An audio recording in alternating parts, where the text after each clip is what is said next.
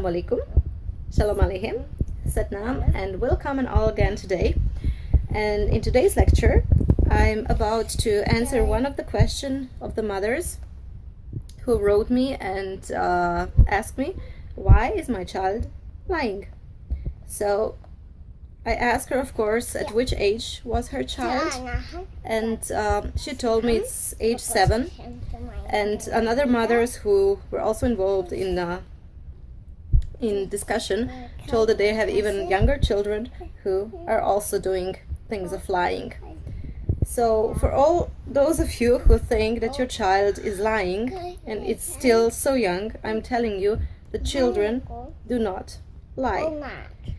So the thing is, what happens is that we as grown up think only with our brain and see the reality which is only material, and forget that the children are really thinking with their hearts and see the reality which is totally different. It's spiritual reality, and it has thousands or countless possibilities which are opened.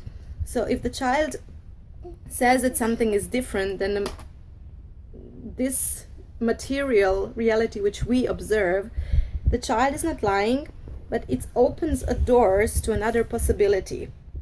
So for us that are grown up and are taught to learn strictly in one path, it could sound a bit strange, but it is, and it's really good things to have, which we are should help the child to save that possibilities, just to train himself also intellectually later when it grows. We all as grown up really should have also this idea of having many possibilities and not always go strictly in one direction and follow it blindly.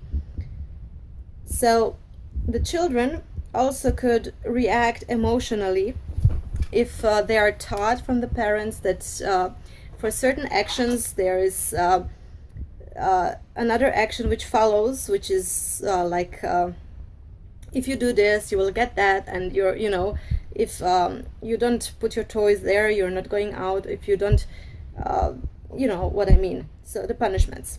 So in the kind of that world, the child also gets fear, and not always is ready to show something what it did, because he does not want to confront with those emotions which are negative.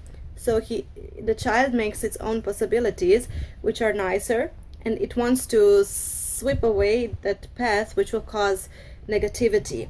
And we see it other way around, and we get angry and it gets really negative and we try then really to punish a child, which makes the situation worse.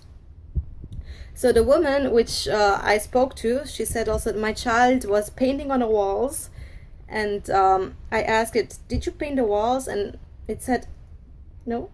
And then the woman of course got angry, because also that those were not her walls but the walls of some friends and so on. But I personally would take a pen and I would make another drawing on the wall and said, okay, no problem, I did it. So if someone asked me, I would say also, I did it, so not the child.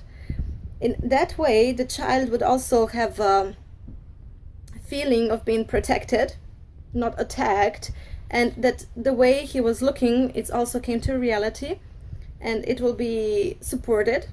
It will not cause kind of a negative development in a child. In contrary, it will cause positive reaction, the trust which grows, and by next kind of situation, it could have a feeling, okay, she supported me last time, so I can tell this time that I did it, so let's see what it then happens. So it's like open the new doors of the nice way. Another thing is, what's really, really important is how do we as a parents live?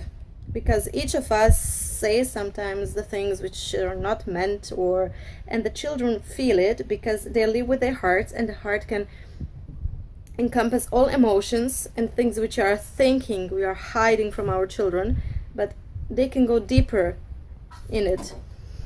So it's beautifully said in the sayings of the prophets that we as a parents are blessed if we help our children to do good, but also do it ourselves.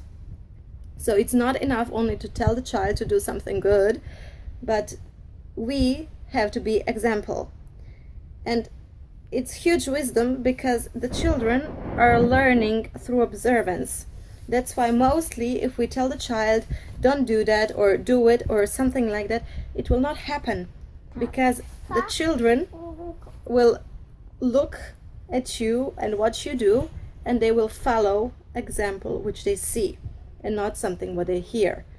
So it's very important that first, if the child does something what bothers us, we should also first check upon our own actions and see, is there something what our child is making a mirror picture of our own selves.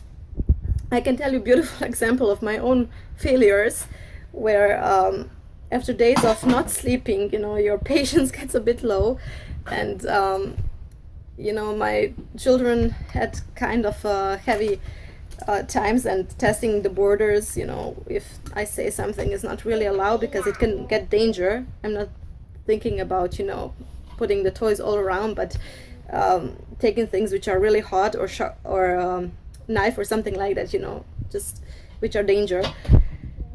And after a whole day long, just saying no, don't do it, please don't do it, you lose your temper. And on the end of the day, I said once, oh Lord, can it go even more, and on the next days, when the things got to really settle down and my children were really again in a nice mood and playing, my son took a toy from my daughter and she got really angry, and then she said, oh Lord, does it really go further than this? And the same reaction as I did it. So I really started to laugh because I knew, okay, that was my failure. I show it to her and it was something that she learned from me. So every time when the child does something, even lying, we have to consider our own actions and ask, is there something that our child is telling us that we are doing it on our own? And the first correction which we have to do is not correct the child, but to correct our own selves. Another thing which I want to say shortly is about the television. I also spoke to the mother and asked her if the child was watching television, because also the another mothers were telling that the children are making up such stories which are even concerning. And the television is real danger. I know that many of you will call crazy that statement, but television is real danger. And the children which are younger than 7 are having still not completely developed picture of reality in this world. Because even the scientists say when the newborn comes to this world, it sees everything as one whole. So nothing is separated. And that's something what we as grown up, when we get the children, should be reminded on, that we are not seeing things separately, but as a whole thing. So the children are growing up and they're observing, and they learn that there is not only the huge room, there is table there's a lamp there, which are separated objects and not the whole. So when the television comes into the game and the child is not ready to make the separation from irrational and rational, they will get lost and they will see things and they will go emotionally through things and they will not know how to work it out. There are even people now which are grown-up humans, 30 years, 40 years, and they're still having traumatic experiences while sleeping because of the things which they saw on the television as they were small children. So sometimes when the children do things, they saw it on the television and they did not know how to get lost of those emotions or the pictures, which can really get intense.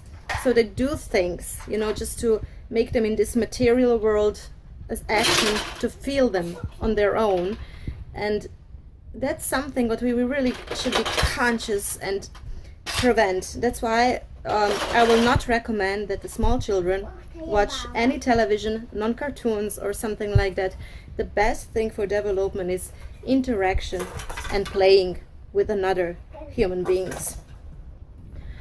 So that is for then. I hope that my answer could help you. So please do not think that your child is lying. The children never lie. So wishing you blessings, and hope I will be able to answer some of your questions in the future too. So Salam alaikum, Shalom aleichem, and Satnam.